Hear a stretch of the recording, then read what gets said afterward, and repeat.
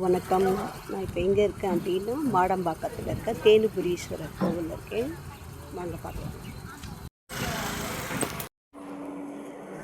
கோவில் பாருங்கள்.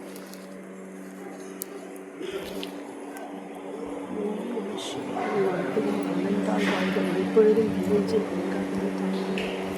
தேனுபுரீஸ்வரர்.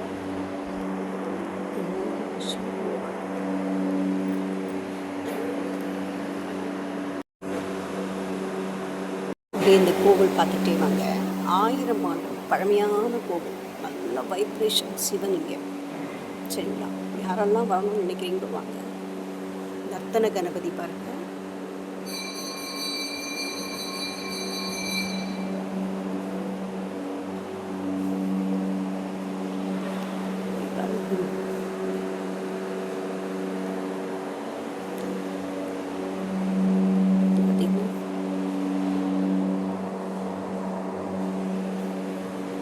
வளஞ்சுழி விநாயகர்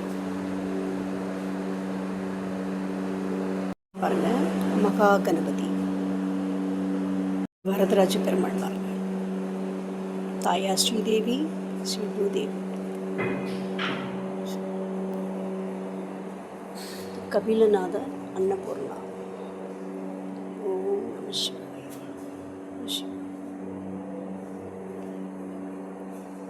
சிவசுப்பிரமணிய வள்ளி தெய்வானையோட முருகா.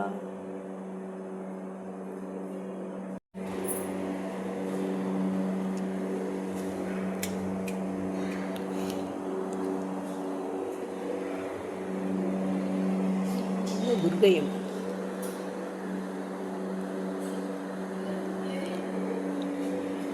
அப்படியே வாங்க காமிக்கிறேன். ரொம்ப பழமையான கோவில், வைப்ரேஷன். நடராஜர் தெரியுறாங்களா?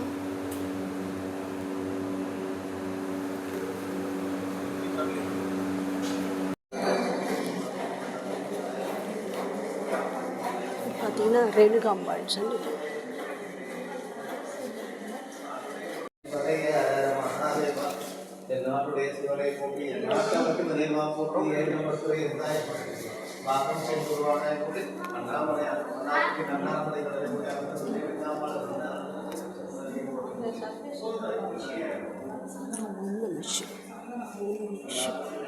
ஓம் நமச்சிவாய வாழ்க.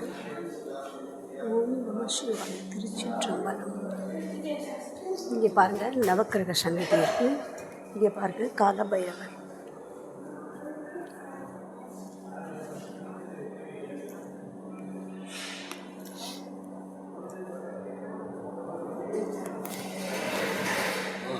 வரலாறு.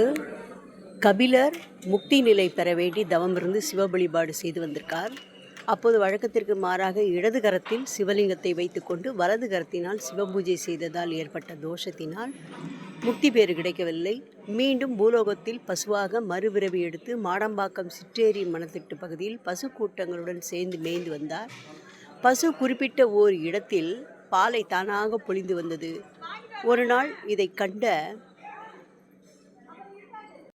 கண்ட இடையன் பசுவை கல்லால் ஓங்கி அடித்தான். பசு நகராமல் அப்படியே நின்றது. மறுபடியும் தன் கையில் உள்ள தடியால் பால் பொழியும் காம்பின் மீது ரத்தம் கொட்டியது. அடிபட்ட வலியை தாங்க முடியாமல் பசு தன் காலை எட்டி ஸ்வயம்பு லிங்கம் மூர்த்தியின் மேற்பகுதியில் உதைத்துவிட்டு ஓடி மறைந்தது. உதைத்த இடம் சிதிலமாகி ரத்தம் பெருகி ஏரி தண்ணீர் முழுவதும் சிவப்பு நிறம் பரவியதைக் கண்டு பயந்து ஊர் மக்கள் அழைத்தான். இதனை கண்ட மக்கள் இறைவனை வேண்டினார்கள். அப்போது ஸ்ரீ பரமேஸ்வரன் காட்சியளித்து, மக்களே பயம் வேண்டாம், கபில மகரிஷியின் தோஷ நிவர்த்திக்காக இங்கு ஸ்வயம்பு மூர்த்தியாக யாம் தோன்றினோம் என்றார்.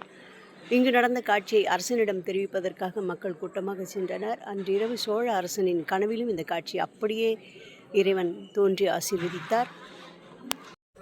கனவில் கண்ட அரசர் நேரில் காண தன பரிவாரங்களுடன் புறப்பட்டார். மாடம்பாக்கம் கிராமத்தின் கீழ்ப்பகுதி இடத்தில் சோழராஜாவாகவும் மக்களும் சந்தித்தனர்.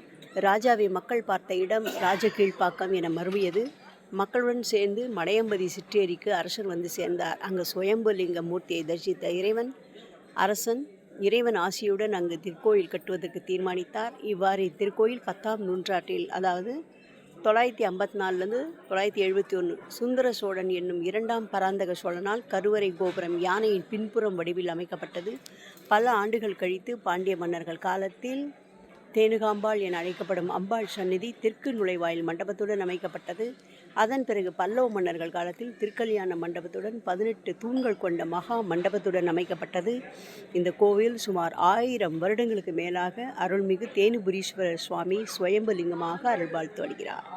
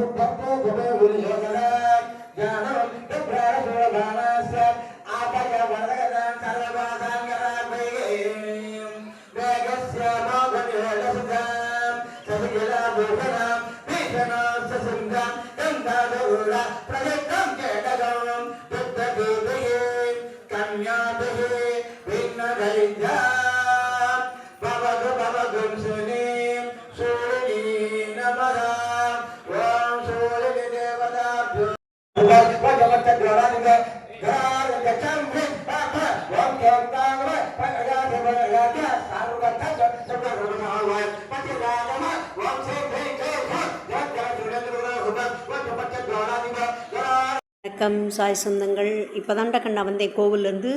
8:15 தான் வந்தேன். ஸோ நீங்களும் எல்லாருமே கோவில் போய் பாருங்கள். அங்கே மாடம்பாக்கத்தில் இருக்க சிவன் கோவில் 1000 வருஷம் பழமையான கோவில். நீங்கள் 6 வாரம் தொடர்ந்து நீங்கள் போனீங்கன்னா உங்களுடைய பிரச்சனை நிச்சயமாக விலகும். நம்ம பாபா தான் சிவனாக இருக்கார், சரிங்களா? நீங்கள் 6 வாரம் தொடர்ந்து போகணுமானா, ஒரு வாரம் கூட விடாமல் போயிட்டே இருக்கணும். அங்கே 4:30 ராகு காலம் இருக்குது இல்லையா, அங்கே தான் அது விசேஷம். அந்த மந்திரங்கள் ஒலிக்குது இல்லையா, அந்த மந்திரத்தில் உட்காரணும். அதுக்கப்புறம் அந்த பூஜையெல்லாம் முடித்து அந்த சுற்றுப்பிரகாரம் சுவாமி வந்ததுக்கப்புறம் அந்த தீர்த்தவாரின்னு சொல்லிட்டு அந்த தண்ணீர் இறைப்பா, அது ரொம்ப விசேஷம். நம்மளுடைய கர்ம வினைகள்லாம் அதில் தொலைய ஆரம்பிச்சிடும் அந்த தண்ணீரை. ஸோ 6 வாரம் போங்க, நீங்கள் நினச்சது நிச்சயமாக நடக்கும். கண்டிப்பாக அந்த சர்வேஸ்வரர் சிவனோட அருளும் பாபாவோட அருளும் உங்களுக்கு நிச்சயமாக கிடைக்கும். கண்டிப்பாக போங்க எல்லாரும்.